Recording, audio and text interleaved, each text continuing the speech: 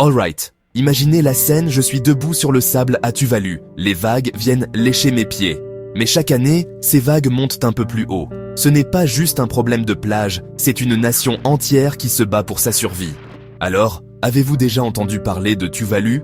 C'est un minuscule pays insulaire du Pacifique, à peine 2 mètres au-dessus du niveau de la mer en moyenne. Ça a l'air sympa, non? Mais voilà le hic, au cours des 30 dernières années, la mer est montée d'environ 15 cm. Et les scientifiques disent qu'elle montera au moins autant dans les 30 prochaines années, quoi que nous fassions maintenant. Imaginez vivre avec ce compte à rebours au-dessus de votre tête. Pour les habitants d'ici, et dans des endroits comme Kiribati et les îles Marshall, chaque marée haute est un pari. Une grosse tempête, une vague monstrueuse, et vous pourriez perdre votre maison, votre école, tout votre quartier. J'ai lu le témoignage de Grace Malley, une jeune leader de Tuvalu, qui a dit « Chaque jour est une lutte constante. Rien que l'accès à l'eau potable est incroyablement difficile. Leurs puits deviennent salés à cause de l'eau de mer qui s'infiltre.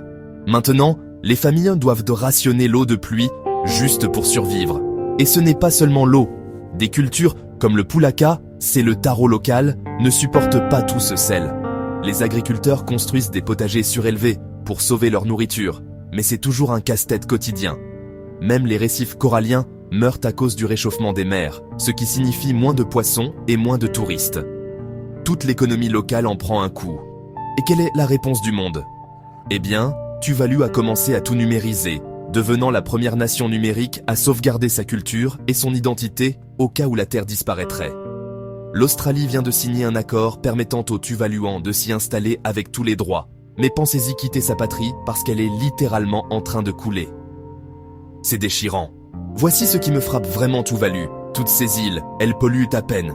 Pourtant, elles sont les plus durement touchées par le changement climatique. Leur gouvernement milite pour les énergies renouvelables, visant 100% d'électricité propre d'ici 2025, mais la mer s'en moque. D'ici 2100, jusqu'à 95% de Tuvalu pourrait être sous l'eau à marée haute. Alors, quand les gens parlent du changement climatique comme d'un problème lointain pour Tuvalu, c'est maintenant. Leur tradition, leur maison, leur avenir, tout est en jeu. Si vous voulez aider, partagez ce message. Parlez-en. Agissez. Parce que pour les insulaires du Pacifique, le changement climatique n'est pas juste une histoire, c'est leur réalité quotidienne.